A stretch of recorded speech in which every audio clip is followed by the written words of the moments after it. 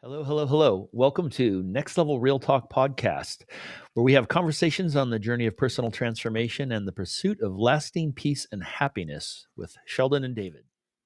And welcome back to another episode of Next Level Real Talk with Sheldon David and our awesome guest, Matt Piper, who was my boss, but now friend. And that was since what?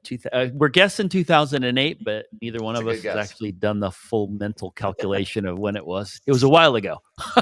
It's been a was. minute. And super excited to have Matt here and just sharing with us a little bit about your journey, Matt, your perspective and philosophy. I will say this: I think you are one of the most well-read and thoughtful thinkers that I know, even though we don't talk a whole lot, right? I just, seeing the stuff that you post and the things that you like to think about and ponder and post and stuff have always seemed to elicit really good conversation. So I'm super excited to have you on here. Well, So thanks. appreciate you. I'm excited to be here too. Yeah. You have an extensively open mind in terms of stuff you read. I feel like, anyway, I've known that for forever, right? You've always just been one of those dudes with a curious mind, and I always think that's super cool. So, Awesome. yeah. So here we are. I haven't talked to you in a minute, Matt. Yeah, been a while. it's been a while. I mean, it's really nice to see your face. It's great to see you too. You look good. You look relaxed, and I'm so happy to see you guys doing this. This is I think it's a necessary thing. Ah, cool. Thank you. Yeah. Yeah, it kind of started organically for us, as these things do, and when Dave and I were talking about, gee, what do we want to do? Dave was the first person that popped in my head in terms of like, this is the right person for me to, if I wanted to put something like this out and share with somebody, who am I going to do it with? Dave was the first person that popped in my head. So we've been having a fun time with it. With help from his wife. She was our original encourager. Oh, is that so right? We're like, yeah, she's actually the final say. It's like, oh, that was a great show. Oh, whew, we made it. Isn't it good to have a muse?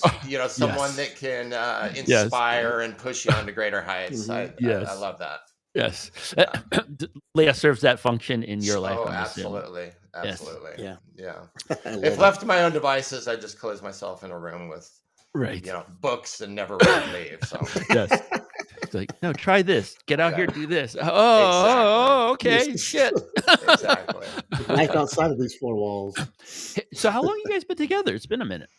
I think roughly 9 years. I feel like I've been saying 9 years for the last 3 years, 10. but but yeah. So maybe it's around 9-ish years. Awesome. But yeah, we met each other through some explorations in Tantra. She's a Tantra teacher, and so she kind of busted my life wide open, out of a fairly repressed, state in some ways, which I guess I wasn't even aware of. But yeah, she's been very growth inspiring, and I owe her a lot.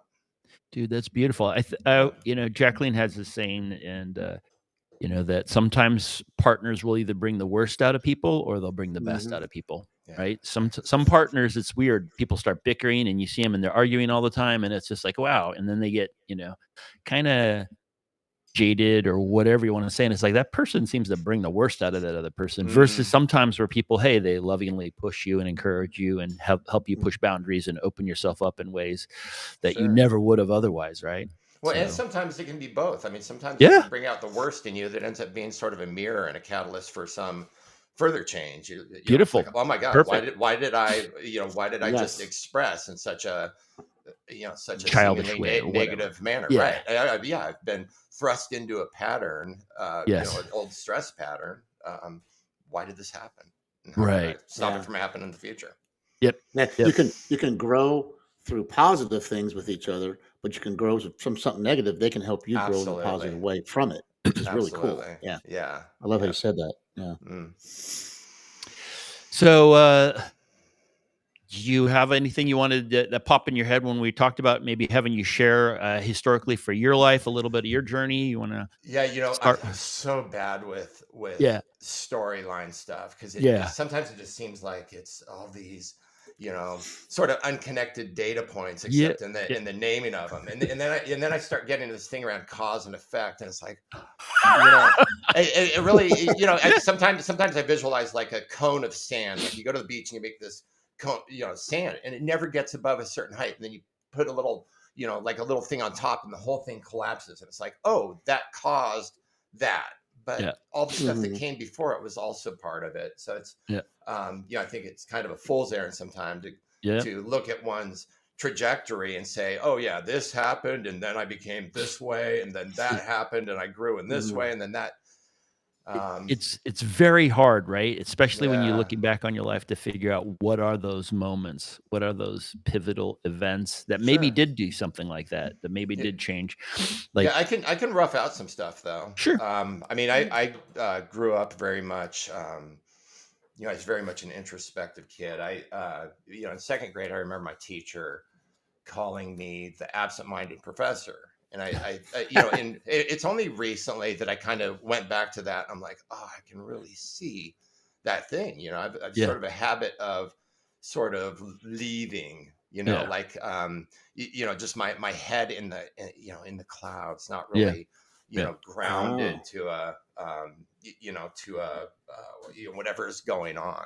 Mm-hmm. And from that, I getting lost in thought, basically. Yeah, a little bit, and a lot of it's funny because hearing your story, I have some of the same things, drug elements and things around meditation, and, you run into various things along the way. I remember, watching Altered States in elementary school. In that movie, I sort of point to that movie as being the start of what might be called my spiritual journey. And I don't know if you guys are both familiar with that movie, but is that the one where they heads explode? Oh no! That's Scanners. I think. That's Scanners. That's what I was thinking of. I was like, that was your spiritual awakening movie, Scanners. Kind of scary. All you had to do was say the head exploded. Scanners. Scanners. So Altered States was a guy. It's sort of based on John Lilly, who explored like sensory deprivation. You use sensory deprivation chambers and psychedelics. And this guy, that's sort of the first time I guess encountered the idea of meditation or some form of it. I remember like taping cardboard boxes together and like sitting in this cardboard box, like it was my meditation chamber. Just a kooky kid, but it's it's like you're toe dipping into things, and then time goes on, and the drug experiences, discovering LSD and being like, oh, so the world is not how I've always thought it to be. This chemical is showing me that I am what is kind of arising or how things are appearing. Because if I had, it was very that was very eye-opening to me too. I would say that's a second sort of inflection point for me. And that was, it was on. How old were you when they saw that movie? You said elementary school? Altered States? Yeah, probably. Yeah, that was an old one. Yeah. Grade. Yeah. And it's worthwhile viewing. It's super. Yeah, I remember it. I remember the title. I know I've seen it, but I did. Yeah, might maybe rewatching it. Yeah, I'm going to rewatch it now. Yeah. Oh, it's so good. I gotta watch it now. That might be homework, kids. Yeah. Right. Dave might be writing that one down as a homework point. But yeah, then I I kind of went on with with a lot of stuff relating to Zen, like the 3 Pillars of Zen by like Roshi Baker. I can't remember his name, but that sort of introduced me to this idea of like enlightenment as some kind of exalted state that one can attain through one's effort. And I mean, I guess over time I was sort of got away from that idea of something, of a person that can, by their own efforts, cause this thing to come about, which is called enlightenment, but without having it, you don't even really know what it is. So anyways, I guess I guess where I am now, that feels like such an abbreviated thing. Like there's so much, Yeah, so much stuff that of gets course. skipped. But lately, most of my sort of thought leaders have been people like, Can I ask you yeah, before you get there? Did sure, so that those earlier moments, and this is, did you feel like okay? So those were those initial, like opening kind stirrings. of ideas, Yeah. and then did you kind of go through that point where you sort of set it all aside and ignored it all, just sort of I kept don't, going, or I kind of do you don't think feel so. like it Like it was a was always continuum? in the, I feel like uh, from about 17 or 18 on, it was always a bit of a counterpoint. Like I would always have, ups and downs in the, Mm, different valences of my life, like mhm, periods where it looked, where things looked one way and periods where things looked another, like negatively, or I'm mhm, not doing well in my life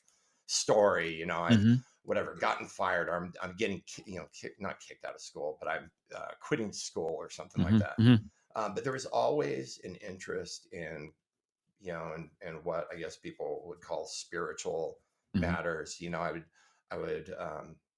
I read voraciously, so I was always, picking things up. I mean, I've heard, your story with like Course in Miracles, like the sort of confluence of events that resulted in this book, kind of come mhm, off the shelf and, Mhm. almost presenting it to you. I feel like that's been something in my life. Like I just, so many things that feel it's not somehow synchronistic, or things that almost feel like they present themselves to me in a way that doesn't feel like a random, like I just ran into something. It's like a right. flower blooms in front of Yeah. you and then you're like, oh my God, and then Yeah. you Oh, fall into shit. it. And then Mhm. so yeah, I Yeah. feel like that was always a part of my life. And I think the big, sort of the thread that runs through mostly is around, the idea of mindfulness and just Mhm, having kind of Mm. a presence and being with whatever is mhm, Mm. arising. Mhm. And I think that was sort of a counterpoint to my early years when I was the absent-minded professor. It's like I started kind of bringing mm, some sort of attentional focus to things, mm. and that's started kind of, um, giving its own insights Yeah, into stuff. fascinating. Yeah.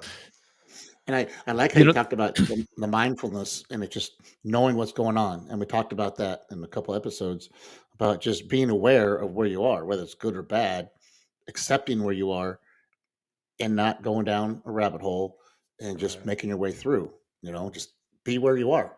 It's okay. Right. Yeah. Right. Accepting it as a, I think there's so much sort of projecting. I mean, not only, like initially where these expectations of how things are, or your historical way of viewing things, not just Hmm. how that gets projected into the world, but also like, oh, I want this or I want that. And so you start doing this modeling thing where you're sort of game Yeah. planning out, oh, how do I get to this other situation that when it arises, I will be happy. I'll be set up. I'll be rich, or I'll have the great job, or I'll have Yeah. the fine wife and brilliant sex life. Um, right. yeah, I've, I That guess whole that's another desire is thread. the root of all suffering, right? That's a fundamental Yeah. Buddhist tenet, right? Yeah. Yeah, right. But even the desire, I mean, I think one can desire without it being pathological. I think the Sure. thoughts that come up and sort of like Hmm. this sense of problem solving and then being stuck in a modeling sense of like you're constantly in the model. You're never where you Mhm, are. You're always offset or displaced in some way where you're, thinking about how to get to this mhm, imagined superior mhm. Yeah.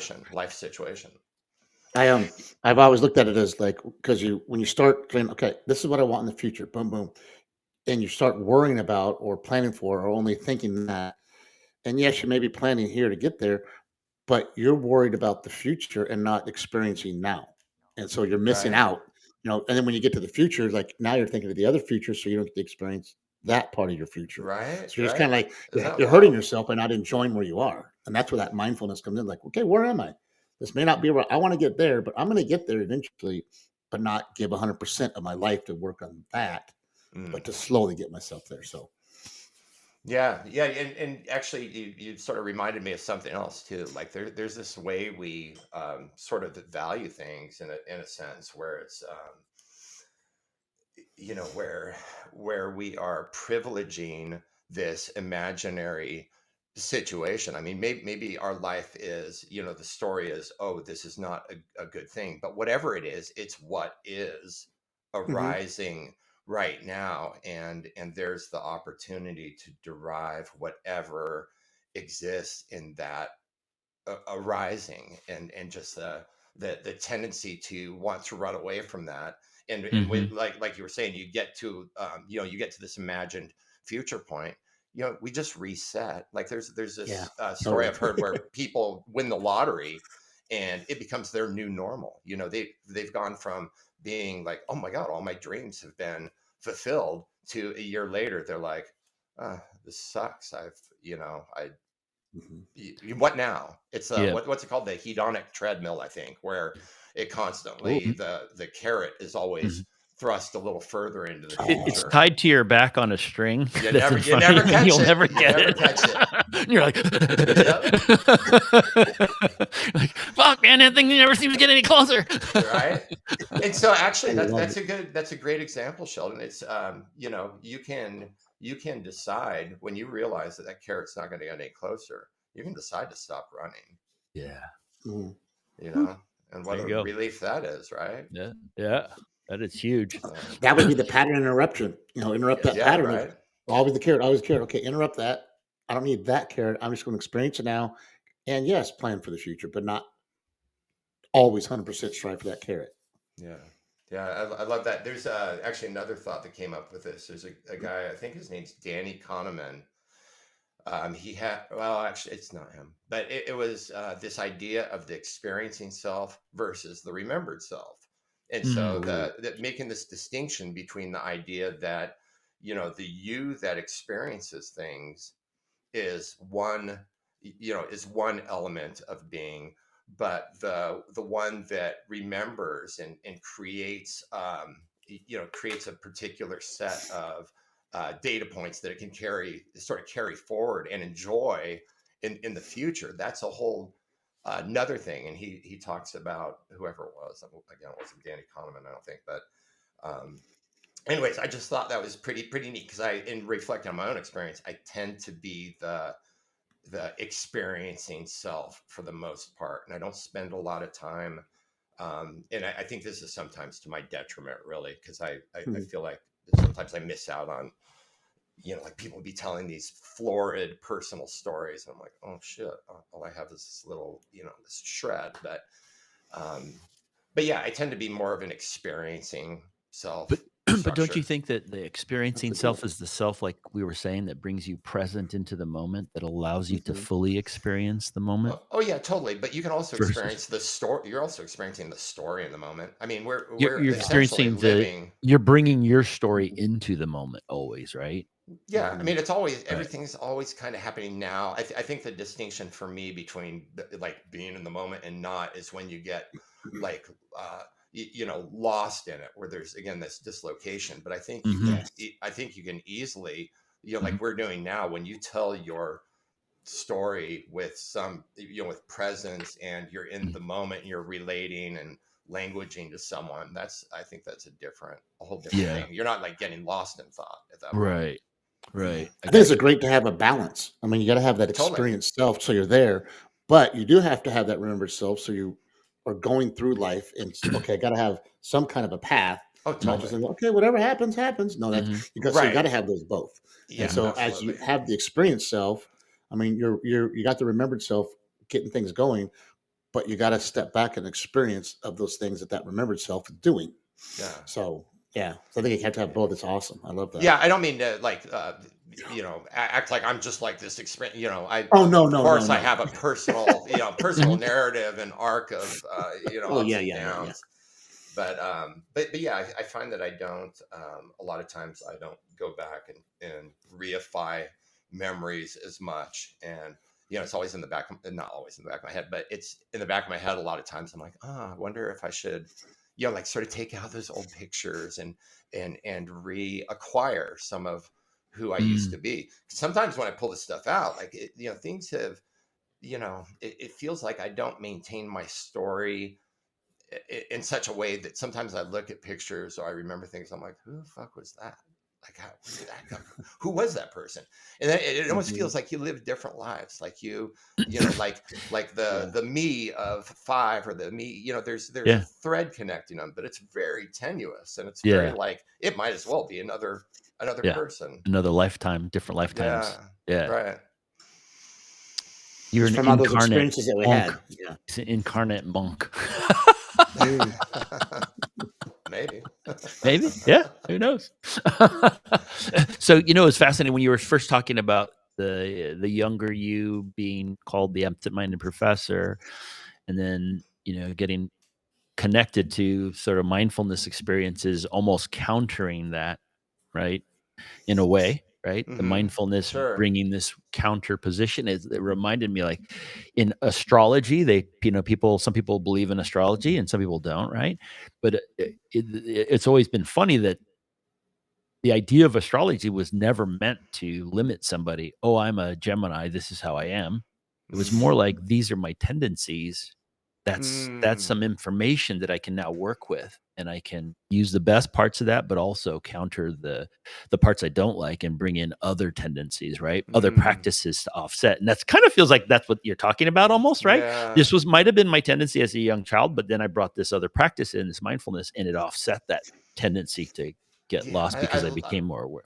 Yeah, I love that example you just gave because it feels like it offers a key to any experience. Like you can have Mhm. this rigid thing of being like this binary rigidity around, oh, astrology is true or Yeah. astrology is false. Or Yeah. you could say, hey, this is offering some elements Mhm. that might be suitable or, in some way utilizable for Mhm. my whatever growth or Yep. And increased success. Didn't Buddha actually say, "Try everything that I'm telling you and keep what you Right. like and keep what works and discard what Yeah. doesn't work." I love it. I Right? think And Bruce Lee said something similar, right? Yeah. Yeah. Yeah. He's like, and "Hey." on that, you take an astrology, take anything. It's like instead of being black and white, going like look at it, go like, oh, that's something that I could use, or go, that doesn't really fit me. So it's not Right. saying no, it's black or white. It's just saying I want to look at it, go, that's interesting. And guess what? You might learn something. If I'm looking at it and I don't really agree with it, it's not fitting me. But then Mhm. Sheldon says, hey, you know what? I was looking at this thing. Hey, you know what? I saw that. What do you feel about that?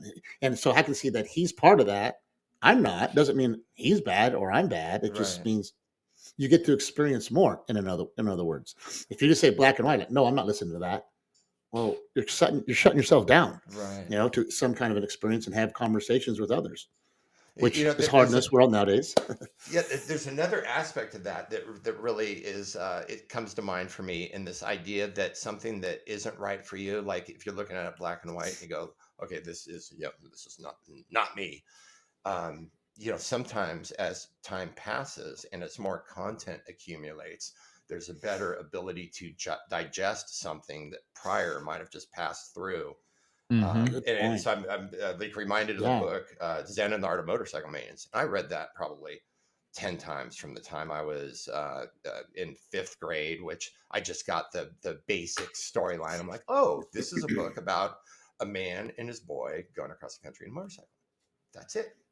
And Hmm. then later on, it's like, oh, this is about the notions of a duality between the ideas of a classical way of seeing things and a romantic way of seeing things. And then went further and got more things. Like each time I read the book, more stuff. It was like my Hmm. filter, like the net became like closed up a bit. So I got more Out content, of and it. then as I got more content there was more ability to get so it's like this perpetual like almost like a fractalized like a way that your mind builds upon itself content wise to where it can assimilate more and more things and incorporate Hmm. more and more It's things. almost like what you were talking Yep. about earlier about that the remembered part of you. You're Mm, bringing more experience and Hmm. awareness and teachings and consciousness, a different level of consciousness to the story that you're reading and you're interpreting, right? And so you're Yeah. interpreting from a different place, a different you. It's Exactly. literally a different level of you that's looking at this thing. And then the beauty of a story like that with and an author like that, right? That the story has those layers that you Yeah. can, you Right. can bring to it a different level of you into that story and get something completely different out of it. How cool is Right. that? I Yeah. always Yeah. found that with the Tao Te Ching was the same way for me. I carried that book for years in my backpack, and I would pick it up in a cafe. I was on my motorcycle at the time, and I'd pick it up and I'd read a couple of, the poems or whatever, and I would contemplate them, and then I would put it away. And I did that for like 10, 15 years or something like that. I like Uh, literally Wow. carried that thing with me at all times. Mhm. And over the years, as I was changing, I would read that same poem and go, "Oh, totally different level of what that fucker's Totally saying." different. wow. That is so cool. And I'm Like like, that motherfucker was good because he wrote that like thing. And Piercing's the same way, right? Gene, Mhm. Yeah, it's beautiful. so it's like with almost like you never walk in or you never step into the same river twice. Yeah, That's yeah. my makes sense. like I've got when I was going through the divorce and my aunt gave me a devotional just to read it's a daily devotional, so I said, okay, you read it for a year, you're done because it's a daily devotional. I've read through that thing. I've got the exact same one to this day, and I Right. read through it, and every year I come to a place I'm like, I don't remember that because it's a whole different because I Hey, didn't pay attention because I didn't what is have the name that of that? time. What is the name of that that devotional? Um, it's Is it the Jesus Calling one? yeah, Jesus Sarah calling Young? Oh, is it? by Jesus Sarah Calling? Young. Is that a Course in Yeah, Miracles? yeah. No, no, You know no. what? It's a Christian. It's a Oh, Christian So, okay. Bible so based one. Yeah. And what's Go it ahead, called Joe. again? is it Jesus Calling? Yeah, yeah. You Jesus got it calling for by me, Dave. Sarah Evans. Yeah, Sarah Yes. Young, Yep. isn't I it? gave one. Yeah, Sarah Young. Oh, I said Evans. Yeah, that's a singer. Sarah So, Young. so the funny thing is, you read that, I'm pretty sure she channeled that. The Mm, traditional Christian world, they don't like to use that word. But what she says was uh-huh. she got deep in prayer and then she started writing, and then she did what they call automatic writing, which she just Oh, started writing Just, and shit flowed through her. mhm, And so she would go into her prayerful meditation and then she would start writing and these things came through. And they're mhm, it, beautiful. Uh, they're they're uh, very Course in Miracle consistent. uh, mm. The framework is it's about not getting caught in what you're seeing and going inside all the time and undoing can you and tell me surrendering. something about the channeling a little bit? I don't know a whole lot about it, but I'd be sort of curious. People uh it's an interesting thing because there's a lot of people that are posting on YouTube channeling stuff right now. I Oh, really? mean, there's so much of that shit going on right now. It's crazy. And people would say that the vibration of the planet is changing and blah blah blah, and that's what's causing people to awaken more and be more curious Mhm. about these things and opening. And if you're looking at yourself as multi vibrational, multi-dimensionally frequency, you can change your frequency. As you change your frequency, you can connect to other things, dimensions and stuff Okay. like that. So if there are beings and they're eternal beings and we're all energy and you're connecting to another level of energy, they can then bring in this information.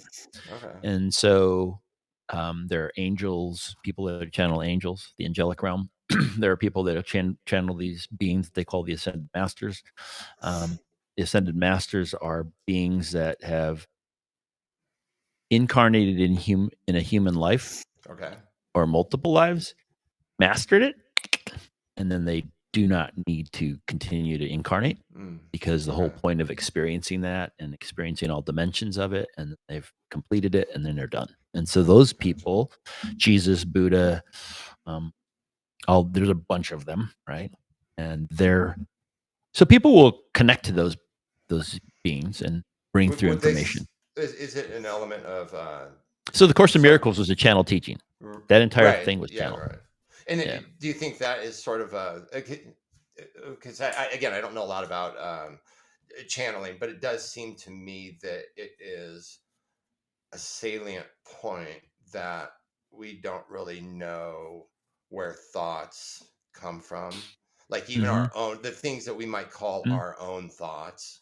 Hmm. You know, Yes. like I've always thought of channeling as like this sort of self gets out of the way and there's some sense of being a conduit for things. But then when I look kind of deeply, like, I don't know, all this stuff that I'm saying right now, there's this storyline that is running concurrently where it's like, oh, I'm doing this, I'm saying this, I'm doing, but I didn't pre-think these thoughts. These are Yeah. coming out Mm-hmm. in an automatic Mm-hmm. way prior to a cognition of some sort that they are going to come out that way. I think that's kind of Mm-hmm. wild. I mean, that's everybody, Yeah. right? I mean, like, we're almost Well, always I think channeling in a I sense. I think that that's a reflection of a state, right? Like you are able to be in a state where your mind is quiet enough and open enough that it allows that flow to happen. I think that there are people that are caught purely in a mental state all the time where they don't allow themselves. They're literally just repeating things, and they're in kind of a stimulus response mode where they're not particularly open to new thought coming in, if that makes sense. Yeah. The channel is what you were saying. There's a kind of stillness that has to happen, and I'm not a channel. But when I Like, do healing, energy healing work, how would you know that you're not? Like, how would you know that that's well, not what's I going think we all on? are on a certain level. And I was just going to say, when I do energy healing, I absolutely am a channel at that point for sure. And what that means is and you almost described it perfectly, Matt, is like I literally just sit, meditate, get out of the way. I always say, get as far the fuck out of the way as I can because it's not me doing it. And this energy goes right into the top of my head and out my arms and into the person that I'm doing the work on. And so when people say, I'm like, hey, thank somebody, whoever you want.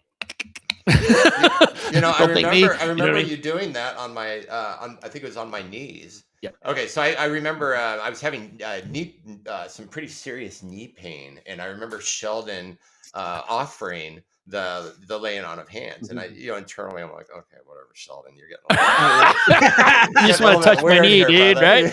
Right? Just tell me you want to rub my knee. But I'm not I was at that time not really like I'm like hardcore sort of materialist, like that sort of thing. But yeah, anyways, he put his hands on my knee, and it felt I mean, part of it might have just been the sense of feeling somebody sort of touching you with presence. I mean, who knows what these things are, right? Right. But so often people like touch, like their touch is, it's like not conscious touch, like, and that's something I sort of learned in tantra. There's a difference between how we normally run our lives, where you bump up against someone, or like a quick hug or whatever. A difference between that, a difference between a real, like, loving and present embrace or touch with like real true intention, sending someone, just the healing. And I really I remember being very surprised at feeling an immediate, like, oh, my pain's gone. And who knows, maybe it wasn't my knee hurting, maybe I just needed to be touched. Yep. Maybe I needed to be touched with love. Right. Who knows? Who knows, right? I totally agree with that. Yeah, That I mean, is- I think we go around starved for touch in a lot of ways. No one touches anymore. Don't they say that you need like 20 hugs a day to be happy or something like that? Or there's some studies on how many hugs you need, and we're not even close. If that's true, brother, that's sad, man. Yeah. It's my wife, and sometimes yesterday a customer, hugged me. Yeah. But yeah, it's there is something so nourishing, and it just brings you alive to get you get your chest and your heart up against another person to where you feel them, truly feel them. Oh man. Do you do the hug? So where you do the hug where your head is to the, you move your head to the right? Is it? Oh, I normally go to the left because I always forget that. But yeah, if you go to the right, it's heart supposed to to heart. be more. Yeah, right. You're right. Oh, yeah, because you're putting the heart on the other person's heart. So you go heart to heart, ding, this way. And that's wild. You wonder whether, I mean, it's the heart's an electrical system, right? You kind of wonder whether those, whether there's a field of some sort that actually interacts. I mean, who knows? So they absolutely, heart math down in Santa Cruz, they were huge. They've been studying it since the 90s. The electromagnetic field created by the heart is like, 3 to 4. They say that they can measure it 3 to 4 feet out around a body. So basically and they said that the electromagnetic field generated by your brain is like inches. So the probably field some of people much less. It goes sometimes it's like a millimeter. It's like barely. Is it beyond the skin at thickness all? of the skull? Yeah. There is no field. What's happening there? You know Yeah. it's wild, and this is kind of maybe a synchronistic thing. So I just saw this video. It was a gentleman that was he had written a paper. Is the sun conscious? And he's talking about the sun and the way the electromagnetic Mhm, mhm, waves interact mhm. with everything. And then he said something about a frog embryo. If you put it in a Faraday cage, it will Mhm. not develop normally, Wow. and so it's not getting electric whatever wherever they're coming from. That There's connection some to all. Yeah. Yeah. electromagnetic field, and then that Mm. sort of connects in with a guy named Michael Levin who does it's bio he's like a biologist chemist. Anyways, he has shown how if you take an egg that's developing, you could take like the new eye cell and put it in a different area, and it will gradually go to where it's supposed to go. And he's like, this is not there's something acting on Yeah. this. And Yeah. so putting those three things together, you kind of wonder whether there's like this living field Mhm, mhm. of energy that Yep. is causing Yep. everything to Yep. arise in the particular Yep. manner, which I Arising with love. the It's such a yeah. neat. There's these neuroscientists that were studying meditation, right? And they were hooking all these Buddhist monks up to these, brain scanners, right? So they put the big net on their head, and there was a room of them, and they all started laughing, the monks, because they were measuring, and they're like, well, because it's the heart. There's like nothing happening in the Oh, head. You're hooking the fucking thing up to interesting. the wrong. You're measuring the wrong fucking Oh, thing. interesting. And apparently, they said that they all started laughing like spontaneously together. They were like cracking up, Uh, like, "What are you putting it on my head for? What are you that's trying to measure the?" wild. It's all right here. Yeah, it's all in here, man. What are you talking about? Like, don't they say also that there's neurons in the heart as Oh yeah, well, yeah, right? I mean, 100%. and it's all connected. I mean, where do you draw the line? You go, okay, can you really say this organ Neurocardiology does? was I think they said that they didn't create the field of neurocardiology till like the 90s or early Mm, 2000s. Like they actually in medicine, there's a new thing, the neurons around the heart, right? ah. So the vagus nerve and the neurons around the heart and the neurons in the stomach. So the gut Oh, intelligence of the yeah, right, gut, right. I've right? heard of that. Yeah. Trust your gut, follow your heart kind of thing. Mm. That there's 5 to 6, I think it's 5 to 6 times more neurons in your enteric nervous system, which is around the gut and intestines, than your spinal cord. Like Dude, there's a isn't fucking isn't shit that ton. wild that I've heard actually something that goes to your point here. It was something about the microbes in your gut Yes. essentially playing a role that Mhm. they 100%. may be directing us They more are. than we as like a conscious, Yeah. thing is Your directing microbiome. anything. The gut Yeah, microbiome is super, like, there's more bacteria in your gut than there are cells in your body, right? There's trillions of that's crazy. and connected to the enteric nervous system, which is neurons that are connected to the intestines and the gut. Those neurons control something like 40 or 50 of the top hormones in your body. So Wow. your gut can release, based on your microbiome, release hormones into your body. So that's why when you eat certain things, you might feel good. And that's why when people are addicted to sugar and their whole microbiome is based on sugar bacteria, and then they get that Mm. high and it's releasing that. So yeah, your gut's controlling everything. So where does free will come into play? I mean, you look at Yeah. something like that, and it's like, Yeah.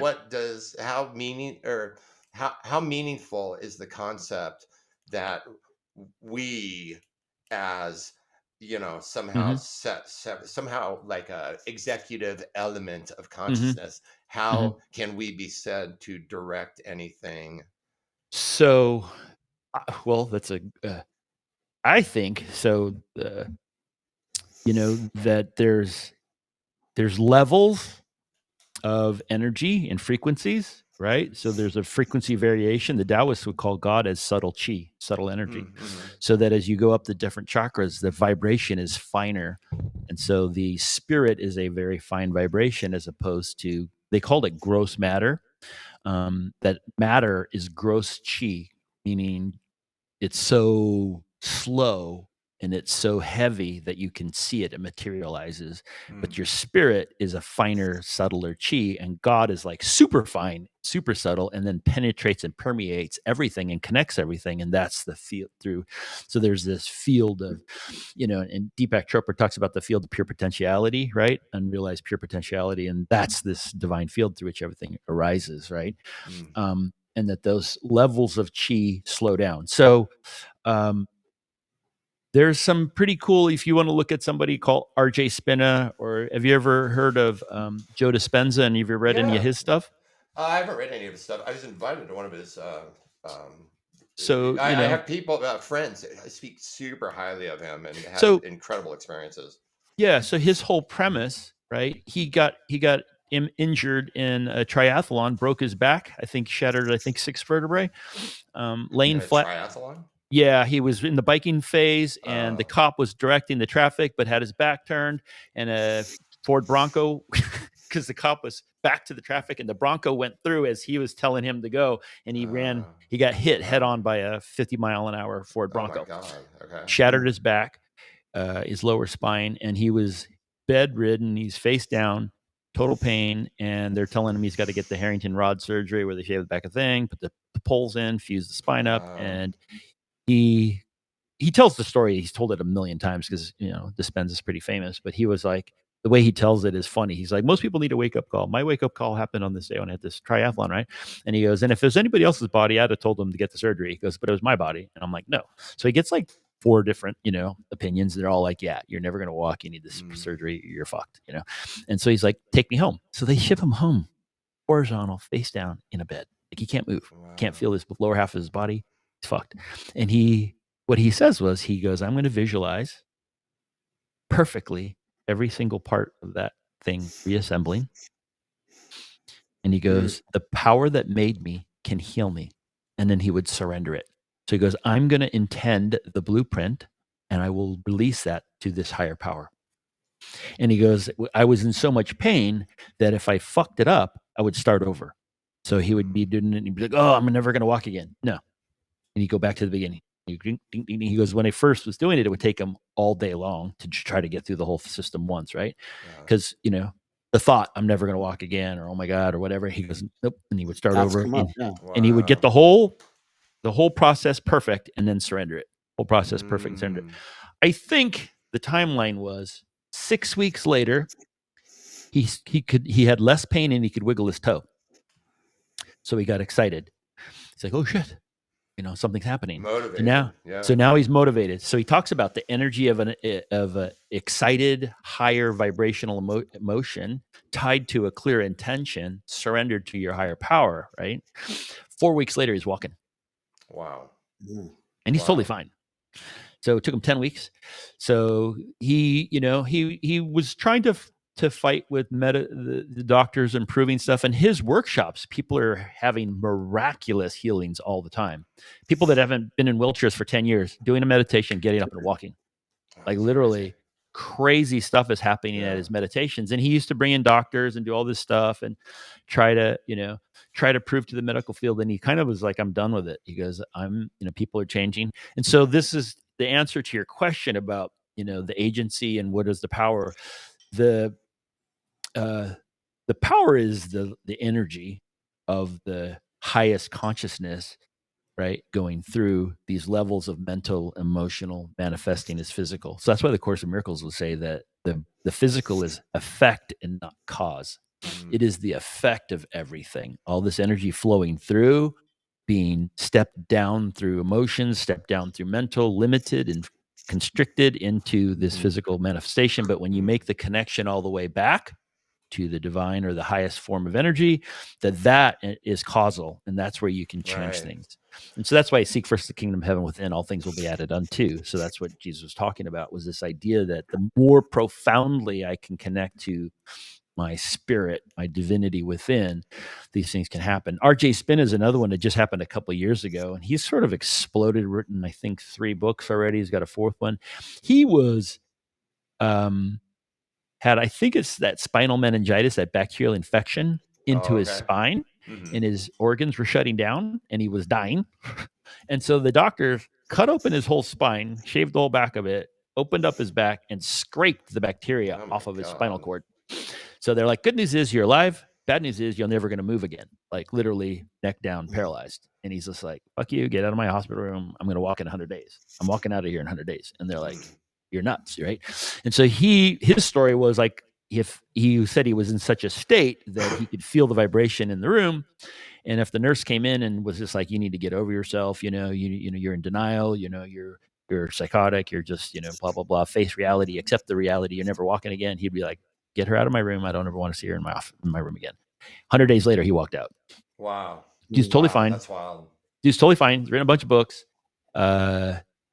This only happened, I think, like 5, 6, 7, 8 years ago. It's real recent in terms of when he was in the hospital. So he's got YouTube video of him wiggling his toe for the first time. Wow. Walking with a walker. Is that? So there was what was the first guy we were talking about? I just blanking out of my mind. We were talking about the gut microbiome, and then no, the guy the guy whose back broke. Dispenza. Yeah, Joe Dispenza. So Dispenza. Did he write the book? You Are the Placebo. Yes. Oh, okay. I didn't read the book, but that phrase sort of resonated with me. You know, it's like, you know, the whole idea, you know, like even like whether you can or can't, or whether you think you can or can't, you're right. Like the whole idea that thought or intention plays some big part in healing. That totally, totally resonates with me. So there's a lot of that cool. So yeah, so you know, when we talk about our bodies, you know, are we limited to our bodies and all that kind of stuff? And, you know, I think for me anyway, it comes down to this idea of where are you operating from, you know, and there's healing that has to happen at all those levels, on the physical level, on the emotional level, on the mental level. Right. It's all about healing, because the healing creates these limiting, energetic structures within that whole framework, right? That block the ability to connect to the divine within, to the energy, the supreme energy, whatever you want to call it, the subtle chi, as the Taoists would call it, right? To the no mind, whatever, right? That there's a healing that happens in that place, right? And then boom, boom, boom, and you penetrate in, and from that place, then things flow through. You know, I love these. You're sort of making a motion with your hands around. Okay, there's this sort of whatever you call it, the animating, you know, presence or whatever, Right. and then these different levels. That that sort of resonates for me too, but almost in a different way. It's like it feels to me at this point in my life that whatever is expressing, whatever behavior is expressing, whatever is coming up is an absolute expression of all that came before, and essentially is, you know, to use like a religious term, it's God's will. Whatever is being expressed is that sort of light or animating presence that is shining through causes and conditions, biologics, genetics, you know, different thought forms. Everything that is arising is, you know, is the you know, essentially how things have to be given the conditions. And so I always like think of this feeling of me that arises sort of as the point at the top of this pyramid, but it doesn't feel like that little thing, which is actually a result, can actually reflect back as cause. It feels like it could, you know, like a story can be modified, or there can be more content. Like you can find out, like somebody can tell you, hey, there's if you go left, there's a puddle over there, so you should go right. You know, there's a causal thing that happened there, but it was like almost like the content caused it. So you might have a cause that I read a book by Joe Dispenza called You Are the Placebo, and I believed it, and then I did all these things, but the I didn't necessarily have to be there. It was this content created a set of beliefs and structures that then resulted in a behavior that kind of cycled back and created this this healing, if that makes sense. It's just a position statement. Yeah. So there's Matt Kahn talked about like that idea of all of these synchronistic situations coming into play that are perfect for every individual in their journey. always. For all of creation, right? And he's like, that's God playing. Right? Right? Because I love only that. think about it, no level of my mind could figure that out. How am I going to Right. put the perfect situation? And you're going to meet that person and bump into that person. They're going to create this circumstance, this physical situation that's going to create this shift in your thought that's going to change your life. Right. But it's Right. also going to change their life and it's going to do this thing and blah, blah, blah. And that entire thing is orchestrated on some weird level. But you still have free will, so you get to play with it, or you don't, or Well, you do we change, or you though? I don't. mean, what is it that Yeah, has or do you have what free is will, it right? that has free will? What can Right. be said? Like I understand the the aspects. Like I don't know if you guys what the hell's his name? Have you guys ever heard of Robert Sapolsky No. by any chance? Okay, Polsky, no. so okay. So let me back up a little bit. So I've been interested in a lot of the non-dual thought, like Rupert Hmm. Spira Hmm. and Bernardo Castrop. I don't know Yeah, if you know him. I only know Spira. Yeah. Okay. Well, he's Spira's talked with Rupert before, and Yeah.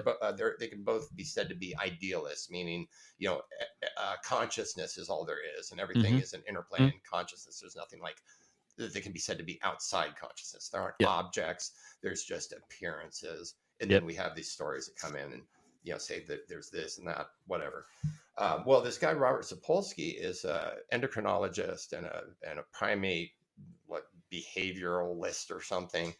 And anyways, he talks about the sort of neuronal activity in the brain, and I sort of think of the brain as like a content producer, something that makes um, content or it sort of shapes shapes the appearance into what you might call a world or what have you. But anyways, he talks about any given action, any given behavior, like say there is you've got a gun to someone's head and the finger pulls the trigger and you kill them.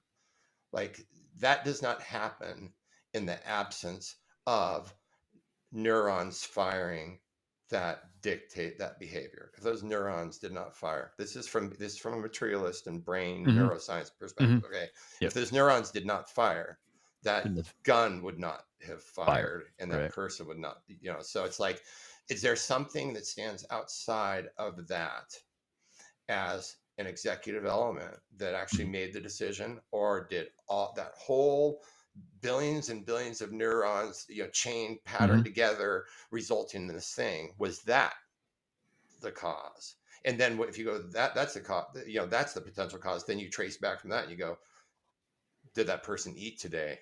What culture were they born in? Was it an honor killing culture? Was it Hmm. a or were they Jains?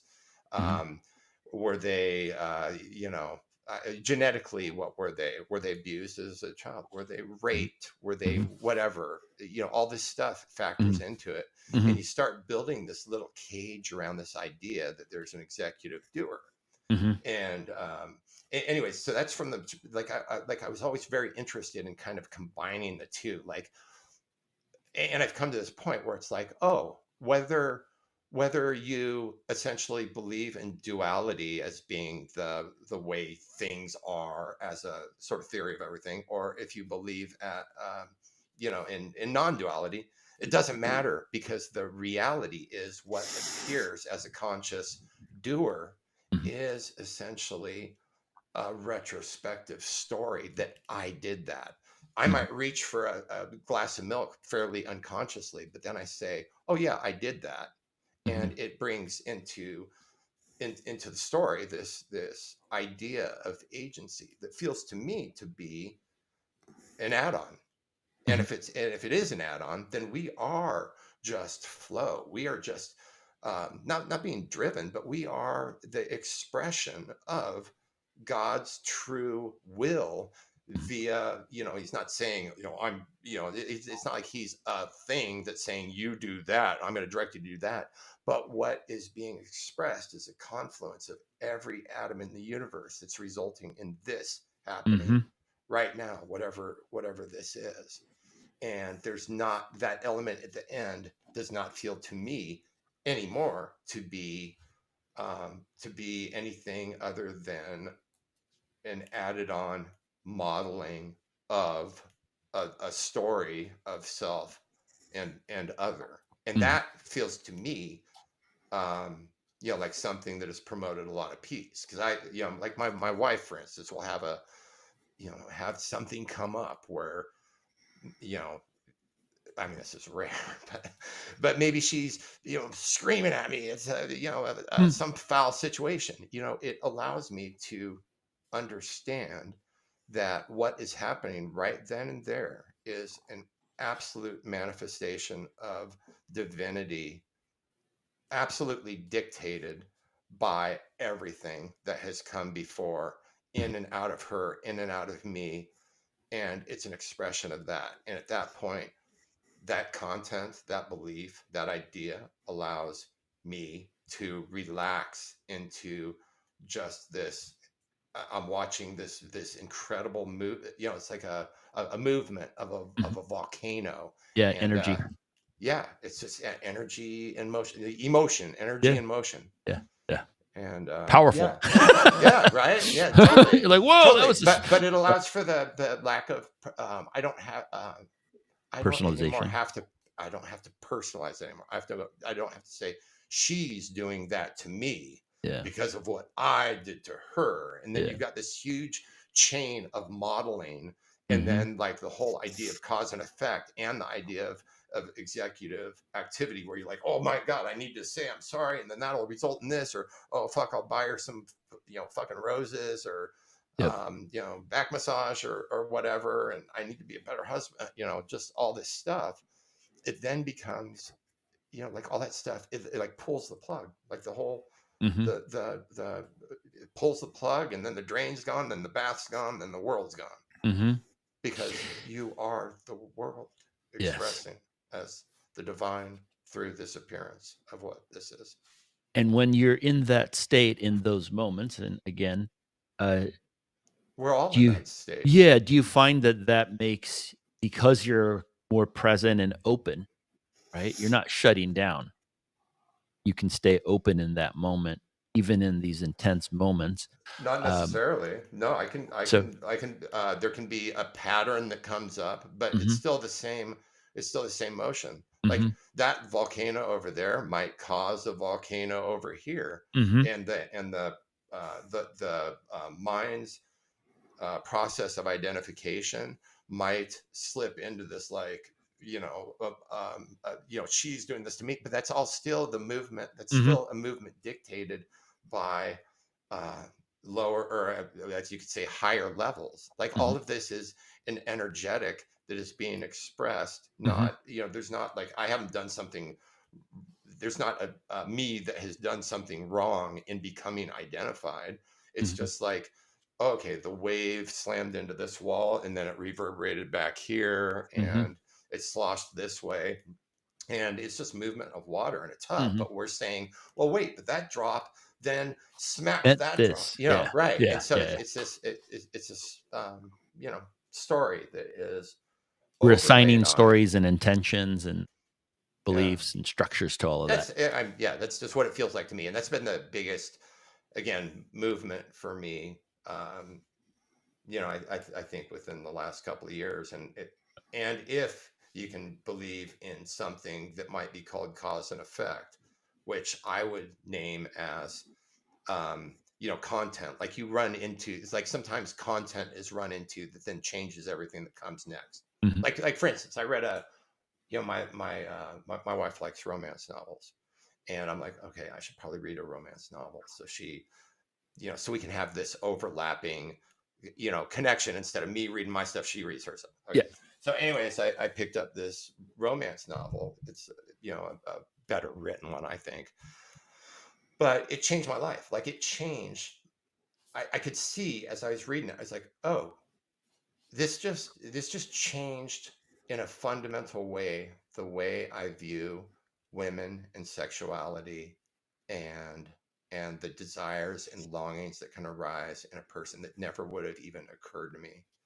And it's like, Wow. That's huge. I didn't do that. I didn't That's implement a change. I didn't, this book came to me out of, fucking from the ether. mhm, I just, I chose, I chose it. I mhm. just Googled good romance or something like that. It's like this all came and I've went along for the ride, but now I'm fundamentally a different person as far as my wife and sexuality and romance and Mm, ideas of woman. mhm. And I could say, well, I did that. I decided to go out and learn something about women, and now I'm a master lover and blah blah blah. And that's a story Mhm, as well. mhm. But it's not honoring the fact that this was a divine expression of all the causes and conditions that came It before. that's that's huge, that's beautiful. It reminds me of the, "Of myself I do nothing, the Father through me does all things," Love right? that. Love You know? that. That Yeah. It's absolutely just feels intuitively like it to yeah, me. yeah, and that's, uh to me, that's a reflection of, of of allowing that energy, that connection, that will, that flow to express itself through you. In the way of mastery, which is another channeled teaching of Jesus, he talks about you can't create love. The first time I heard this 10-minute clip of this dude channeling Jesus, I sobbed for like 2 fucking hours Who is it uncontrollably. again? Do you mind telling me who that was again? Um, JM, Jayem, is actually is a phoneticization of his initials JM. Oh, okay. Okay, but he goes by JM, and he started channeling. He's a psychologist therapist who heard Jesus' voice in his head like 30 years ago, and he thought he was going insane. Mm. And he was just like, "What the fuck?" And Jesus kind of kept telling him to do stuff, and he basically went through this whole thing. Um, I think it's called the Jeshua Letters. He had wrote a book about his experience of this unfolding, and then he started. He had the very, very, very first time he ever channeled uh, Jesus. He had, they made a DVD of it, and this is, I think, in the '90s. And I found out about him and some friend, and I was watching all these YouTube video clips of him, right? And I'm spent like 2 hours one night watching all these clips, and then Jacqueline finds this 10-minute clip the next day. Of course, I didn't find that one. And she goes, "Oh, heck, check this one out." And it's him talking about love. Okay. And I fucking sat on our deck and sobbed uncontrollably Really? for 2 hours. I mean, Wow. it, Do you and it remember what was, hit you specifically about it, it? Or can you well, articulate that what or he no? said was, and he was just like, "You cannot create love. You do not. You cannot. That was given to you freely by the Father. The only thing you do is choose how you express it through you. Love flows through you freely because it is given of the Father." And it just making me want to cry right now just thinking about it. There's an woo! uh, uh, yeah, but it's kind of like you don't have to I earn it. love you, Sheldon. I love you too. So there's something about that. You don't have to do anything, and the course says that. I did do nothing. You don't have to earn. You didn't. You don't have to earn it. It is given freely of the Father. Mm, Everything that we do in our egoic mind is what blocks that flow. absolutely. I totally that rings me like a bell. Yeah. And so it Absolutely. feels to me like what you're expressing is you are opening up and feeling that impulse and allowing that to flow through you. You know what? Actually, what occurs is that love is not believing that there is a self that something can be done to. Like if you 100%. are not fully invested in the self model, Mhm. then when someone bumps, like the story of the empty boat with the monk, he's out in the middle of the pond in a boat, and he's fishing or he's meditating, and some other boat hits him, and he's like, "What the fuck? I was meditating. Yeah. God damn, this person ran into me." And Yeah. then he looks over and realizes the boat was unmanned. It's just a Yeah. boat that drifted into him. Yeah. And then all of a sudden, it's like it's everything goes. Oh, Yeah. no one did it. But Yeah. when you realize no one did anything, Anything and there ever. wasn't a you that it Mm. was done to, until you fall into the story of there being Mhm. such, you know, like prior to that, all it is appearances. And if there's a residence in that place, then these things that happen are, it's like you can love someone can stab you and there can be pain, but there could still be just, there wasn't, it's Yeah. not So the story that of this person did this to me is not, right. that's after, but it's So all love. so that was the Course in Miracles. I'm going to piss off all the traditional Christians who are listening right now, but that was in the Course in Miracles what Jesus describes as the meaning of the demonstration of the crucifixion. That there's nothing that someone can do to you that affects your divinity within you, right? You are the divine, perfect child of God. That energy is you, who you are. That's what you were created, the divine spark. And what happens to this physical body does not change that. So that's why it's Father, forgive them. They don't know what they're doing. Right. You know what I Wow. mean? Like this does not matter. This does. This is, Right. and this can't be changed by anything that you do. That's the idea of innocence, and that's the idea of where illusion. Oh, it's all an illusion. Where does that come from? Hey, we're still experiencing these things. We're still at play in these things. These things still matter. There's still some fun to them, or whatever you want to call it, but Hmm. they don't change the inherent nature of your divinity within, Right. Wow. and that's the innocence. Yeah, That's the that's lovely. And I love the word too, innocence. You're Mhm. innocent of the story. Like when you are when you are just this experience, you're innocent of the meaning of that gets applied. No, yeah, Like yes, you could be yes. in in a garbage can, with a whatever, but it's not until you have the story, oh, I'm in a garbage can and this is Right, dirty and somebody right. put me here and there's Yeah, before that it's just this darkness and yeah, smell. I mean, there's even that. There's just these things that yeah, then get qualified and yes. storified. And Yeah. I mean, it's almost like maybe the arising of language. Like, oh, that's another. So Helen Keller, you guys know who Mm. Helen Keller is. Yeah. Mhm. Everyone knows who Helen Keller. Okay. So I was reading this thing about her, and it was what her experience was before she had her hands run under the water, and then that sign was made into her hands where she finally grasped, oh, this means water. Water is that, and then she started building a world.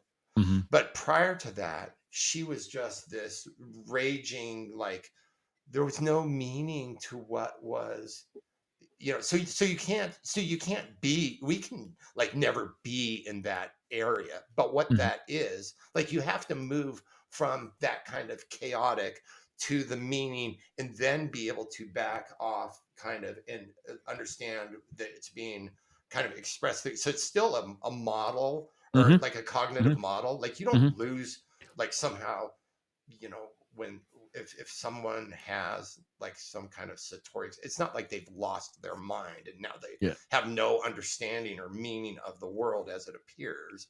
Things are still And arising as named object, but you understand the nature, I think, or yeah, that's and my that I assumption. think, but I think that that's also tied to the nature of duality in this dimension of reality, that it's linear, it's connected to time and space, and that's Mm, why when people channel, a lot of times they say that it's really hard because it's like a download of information. It's like, bam, the whole book is in your brain, and now you wow. have to linearize it, right? It's like an Mm, image or pictures downloaded, and you have to create a linear narrative to that. Oh, right. this is the blah blah. This person said this, and da da da. And so some people, um, have a hard time articulating what is coming into them verbally because that is a linear thing, and it's Right.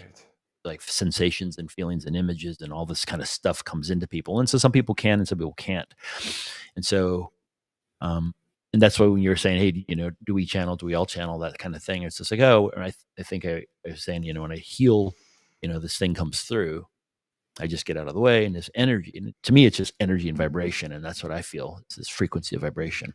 Mm. um but anyway, I You, don't know if something you were just speaking to, like the idea of having an experience and then relative levels of skill in articulating that.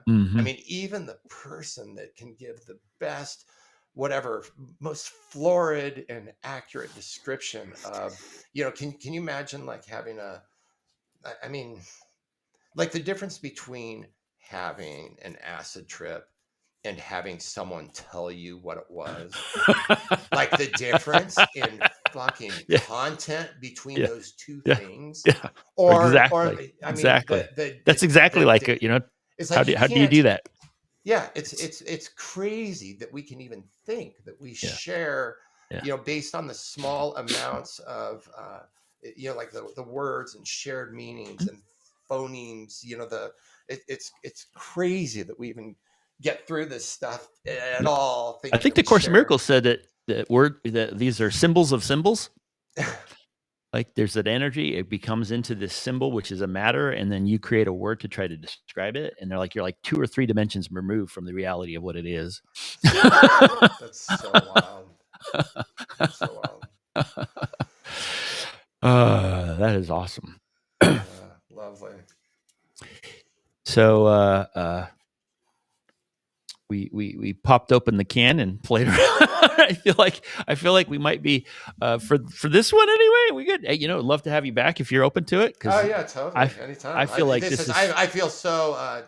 Well, first off, I feel so connected. I mean, Sheldon, we've yeah, been through some stuff together. yeah, Um, it's fun to, as I'm watching your face, like the associations, that it brings up for me, and which speaks to something else. It's like as we go through life, you like run into these data points, and it's like, oh, this reminds me of that reminds me of, and so we really are just like the whole Indra's net of, yeah. just free associative, like things just popping off, just Yep, like constant yep, fireworks. it's yep, it's just yep. Oh, lovely. So it's such a great thing to see you. um, Yes. trying to decide if so we're kind of ending, but I had this one story that did pop in earlier that the day. So this is funny. I don't think I ever told you this.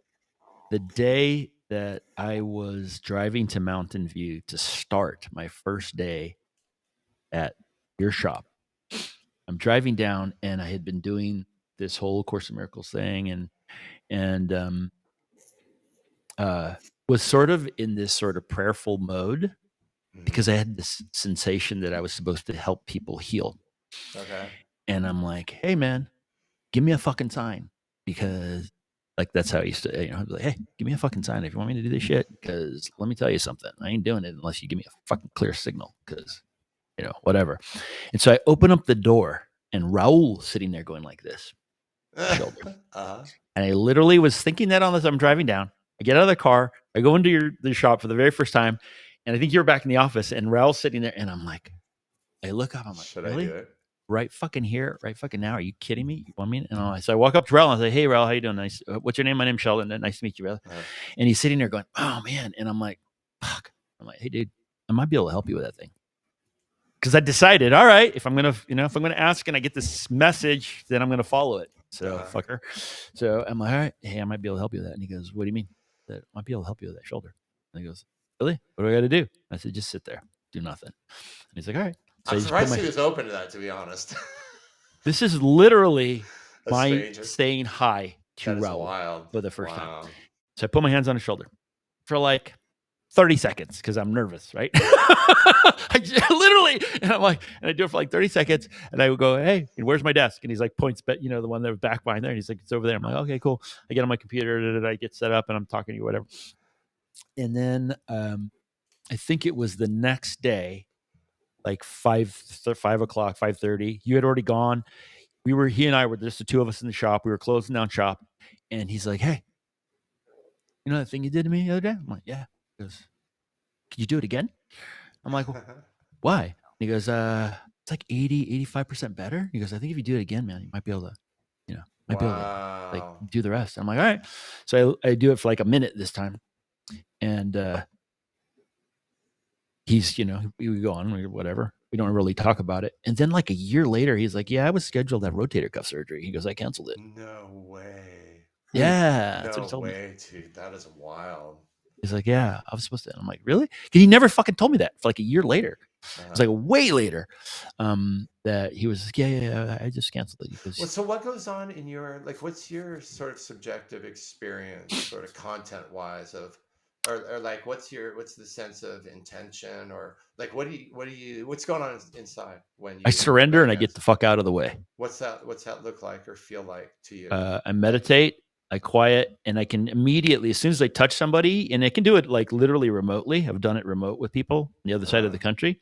I've done it to GMs that I'd healed in person, and then I healed them again remotely.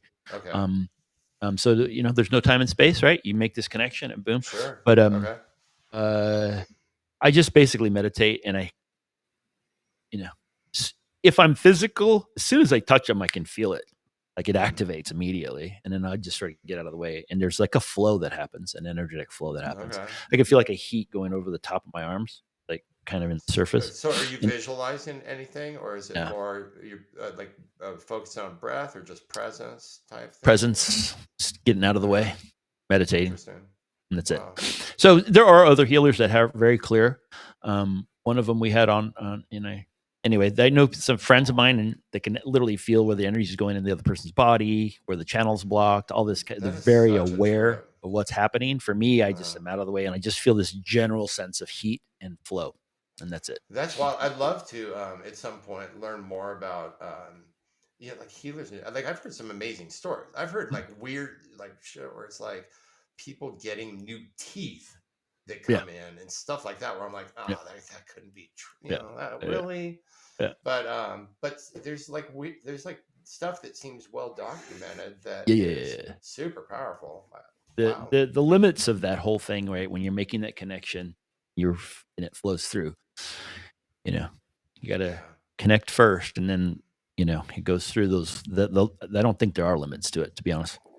Yeah. So it's just what's the system, the beliefs, the limiting factors, right? Right. What we think is like that can be something that's expansive that leads us into something sort of bigger, or it can be something that absolutely limits us. I totally limits agree. us down. Yeah. Absolutely.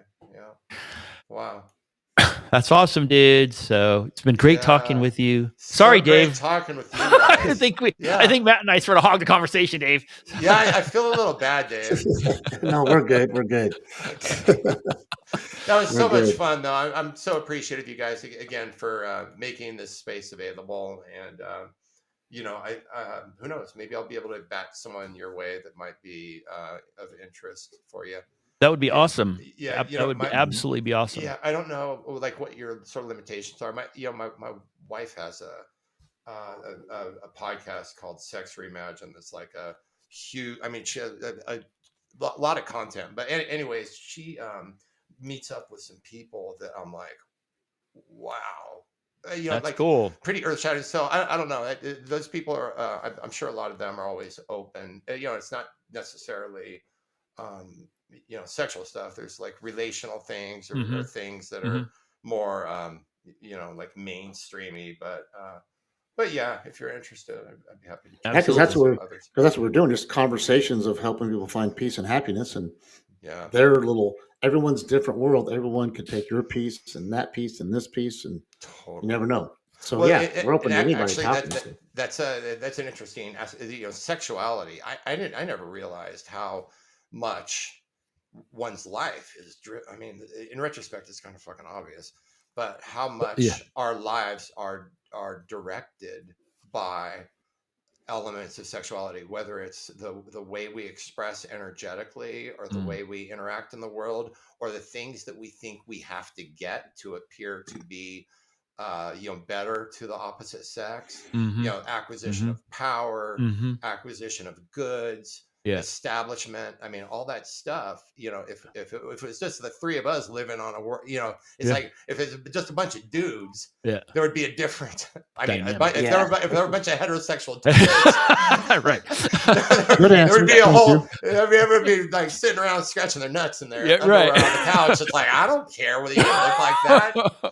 But it is true. Anyways, well, thank you so much, guys. Again, really appreciate it. Thank you for coming on. It's sharing with us. It's been awesome. It's been really fun. I got some good things out of it. So okay, are you throwing down homework, Dave? Yeah. Oh yeah. No, I was just saying that I got some stuff, especially the experience and the remember stuff. But, yeah. I do have homework. Yeah. I'm not on there. Yep, there it is. I do have some homework. Hold on, I'm just turned 60, so guess what? Um, can't see that close anymore. A couple things I've got. I even got extra credit. Looking at You, things. I like how we talk about don't look at life and you look back at life like this one thing changed my life. If this would have changed, it's not one thing in life. It's that may be a huge factor that's up there, but a lot of things that led up to those things are what changes our life. So it's not just one thing, and don't try to focus on that. If you're going down that rabbit hole, don't go there. Okay, know that it's life experiences. Um, then looking at any situation of black and white, don't look at it as black and white. Say yes, I hate it. Yes, I love it. No, look at it all and say that's not something I really agree with. But now I have more knowledge of it. So when someone else talks about it, you have knowledge of it. Not that you agree with it or disagree with it, you can have a good conversation about it. love it. Then the last thing is I So is that love like the trying to find the nuance and the gray and the subtlety yes, and yes, the complexity in situations rather than simplifying them? Is that what yes. you would say? I agree with that. Yeah, Okay, as the homework, yeah, right? What are they supposed to do? Try to find, try to look at things and look at yeah. The gray nuance. area. Don't look at that black and white. It's okay. Oh, Right. I don't like that because that. No, what is that really saying? Maybe Yeah. I learned something from reading it. I may disagree with it, but let me read it. What is it really saying? I do think our Oh, brain tends to you simplify, know. right? For Oh yeah. survival instinct or whatever you want to call the primal Mhm. brain tries to simplify things into Well, threat. and we Non. tend to go Yeah. towards our what our preferences dictate. Yeah. If we are able to Mhm. not let our preferences dictate where we go, Hmm. we really end up having an experience that's much more Bro. holistic and Yeah. available for Yeah. teaching Yeah. us. Basically, Yes. I That's think is Yeah. beautiful. what you're trying to say. Exactly. Okay. Awesome. And then the experienced self and the remembered self. I like those two because you stay in the present as the experienced self of Yeah. being there, but also you have the remembered self. That's like these were things that brought me to here, Yeah. and these are things that are going to bring me to there. But not going future freaking and staying in the future, but you're experiencing, but still heading towards that future. So those are the three little areas, How and about Totally. it's for how extra about it's like credit. Huh? yeah, how about it's like you're taking that remembered self and you're incorporating it into the experienced self now. You're integrating, Hmm. incorporating that holistically into the moment Yeah, that you're in right now, Yeah, I love right? that. and staying Folding in the it in, experiences. constantly Yeah. folding it. Yeah, Yeah, 'cause Yep. that's awesome. Mhm. Yep, and your extra cool. credit is if you want to watch Altered States, you know that's the extra credit. There you go. Watch it for I would fun. love, yeah, I know. I That's would the really love fun. to hear it. If you guys check it out, I would I really love to hear your thoughts on it. It's worthwhile. Okay. It's awesome. still kind of withstands the test of time, even though it's an older movie. It's really good. Yeah. Cool. There it is. All There So it right, is. Extra that's a guys. credits off fun extra credit. There we There we go. go. All right, All right, Matt. guys. Thank you so Nice. much. Thank you so much. Hey Appreciate it. Matt, great to Yep. meet you. Yeah, nice to meet you You too, David. guys hope you all have a great week. Keep that smile on, and we'll see you next time. You guys too. Blessings.